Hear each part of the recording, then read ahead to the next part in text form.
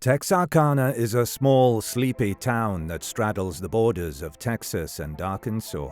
The community is tight-knit. Everyone trusted one another. Doors were often left unlocked, and windows were always wide open.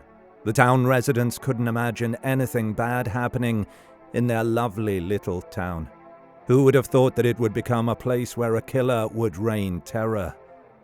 An elusive villain that left its community hiding behind bolted doors and locked windows, while cradling their guns in an effort to feel at ease, while a phantom prowled the town. In the spring and summer of 1964, an unidentified assailant brutally murdered 5 people and left 3 gravely injured. The entire town was paralyzed with fear. Who was committing these crimes? The FBI and the Texas Rangers were called in, but before they could catch him, the killer vanished without a trace. It's been more than 75 years since the phantom killer of Texarkana had disappeared. But the crimes remain unsolved. Though there were theories and suspects, no one has ever been charged and convicted of these crimes. Join us as we look at the mystery of the Texarcana Moonlight Murders to find out what most likely happened and who this phantom killer really is. It was a moonlit night in February when Jimmy Hollis, 25, and Mary Jean Larry, 19, went on a date at the movies. After, the couple decided to enjoy some alone time together at a local lover's lane. However, their private moment was interrupted when a man wearing a white sack with eye and mouth holes suddenly flashed a light into the car. Using a gun to make them comply, the man told Hollis to take his pants off before severely beating him, causing him to suffer a fractured skull. Larry assumed that the attacker wanted to rob them, so she tried to give him Hollis's wallet. However, the attacker told her to run instead. When she ran towards a ditch, he told her to change course and head for the road instead. Once Larry started running, the attacker chased after her, and when he caught her, he beat her before sexually assaulting her with the barrel of the gun. Fortunately, a pair of headlights from an approaching vehicle scared the assailant into running away, leaving both Hollis and Larry still breathing. Larry was able to run to a nearby house to call the police. Hollis regained consciousness and was also able to ask for help from a passing motorist. When questioned by the police, Larry claimed that the assailant was a light-skinned African-American male wearing a white sack or pillowcase over his head.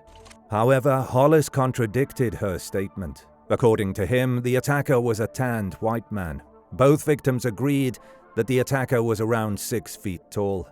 The conflicting statements caused the police to become suspicious of Larry. They thought that she might know the attacker and was trying to cover for him. Just a month later, on March 24th, another couple decided to have a tryst on a different back road in Bowie County. It was Richard Griffin, 29, and his girlfriend Polly Ann Moore, 17. The couple had only been dating 6 weeks. That night, they had dinner with Griffin's sister and her boyfriend. Griffin was a veteran who worked as a painter and carpenter. The couple was discovered by a motorist who had assumed the two fell asleep in their car. It was only when the Good Samaritan decided to check on them that he discovered both individuals had been shot several times in the back of the head. Unlike the first attack, police were able to discover the cartridge of a .32 Colt automatic pistol at the scene. Based on the crime scene, the police believed that the couple was shot outside of the car before they were placed inside it by the killer. However, they weren't able to find much evidence after that. The crime scene was compromised by rain. Moreover, the police was unable to secure the site, letting their officers and curious onlookers track through the crime scene unhindered. If that wasn't strange enough, the bodies were laid to rest before they could be examined by a pathologist. This was not standard protocol for police investigations. 3 weeks later, on April 14th, the phantom killer struck again. This time, he murdered 2 teenagers, Paul Martin, 15, and Betty Jo Booker, 15, who had been last seen at a high school dance. The two had only recently began dating after a long friendship that started all the way back in kindergarten. Betty Jo had played with a local band at the dance, and Paul had gone there to pick her up. Betty Jo's mother became concerned when she saw that her daughter wasn't in her bed the next day, so Betty Jo's mother started calling the couple's friends. No one had seen them after the dance. The police were called and a search was conducted.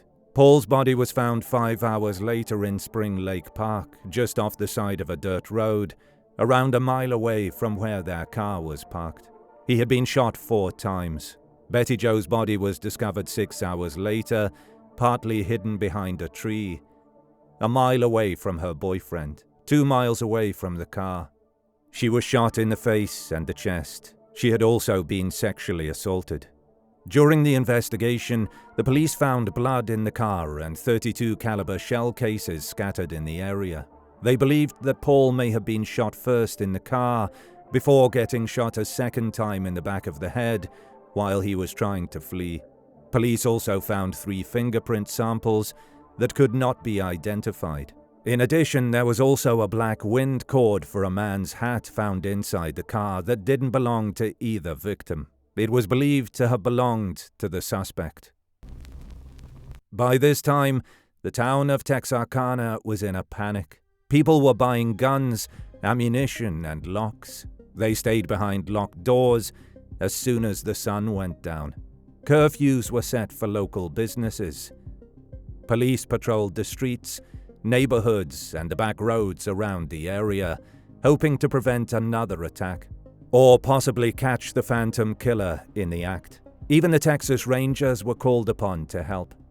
Despite precautions of the residents and increased police presence, the killer struck again on May 3rd, not even a month after the last murders. This time, he attacked a couple living in an isolated farmhouse in Miller County.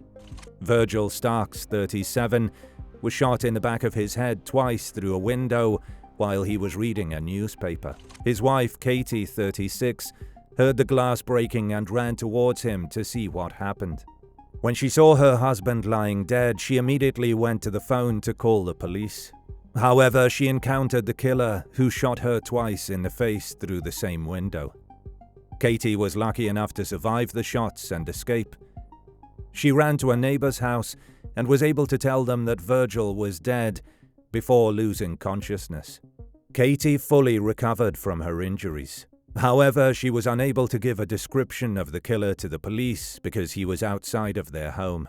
All the police found was a black and red flashlight, as well as bullets from the gun. In an attempt to catch the killer, the lead investigator, Texas Ranger Manuel Trazazas Gonzalez, set up a trap. He had realized that the murders took place every 3 weeks. So he had mannequins posed as teenagers parked in lovers' lanes, with undercover police officers hidden in nearby trees. Unfortunately, the phantom killer never struck again.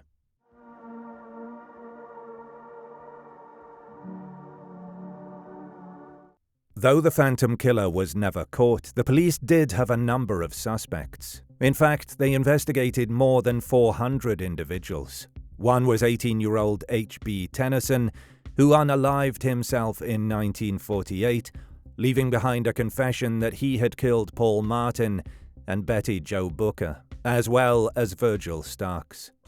Tennyson belonged to the same school band as Betty Jo, though the two weren't friends. However, it was later confirmed that the confession was false. A friend of Tennyson's had come forward, stating that he had been with Tennyson at the time the news reported the murders of Paul and Betty Jo. Other suspects included a 42-year-old man from College Station, Texas. He was known for sneaking up on parked couples. More importantly, he owned a .22 caliber rifle, the same type of gun used in the Stark murder. Another suspect was a graduate student from the University of Texas who had been dismissed from the Navy after issues with his behavior.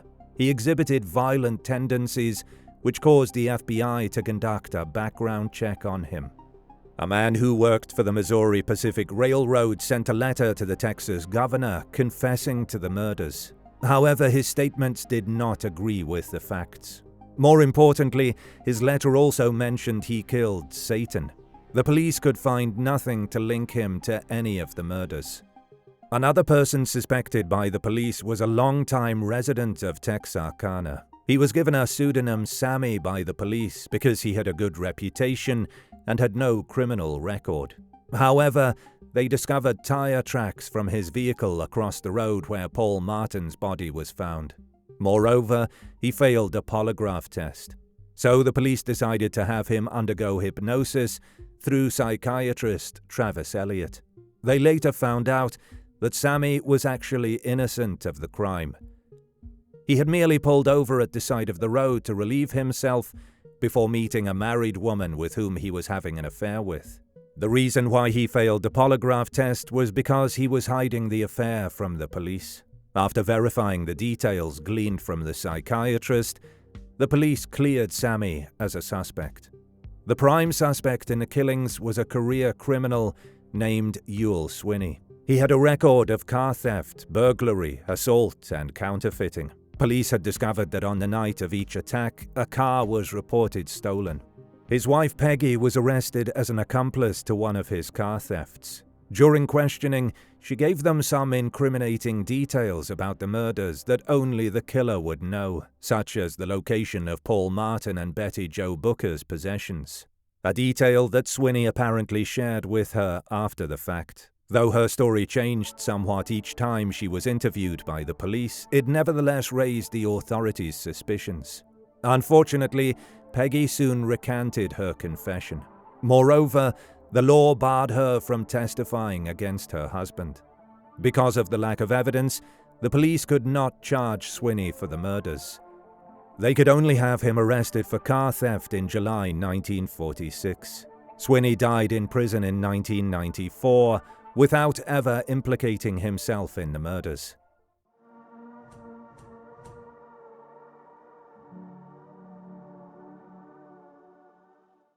So, who was the Phantom Killer? Was it Ewell Swinney?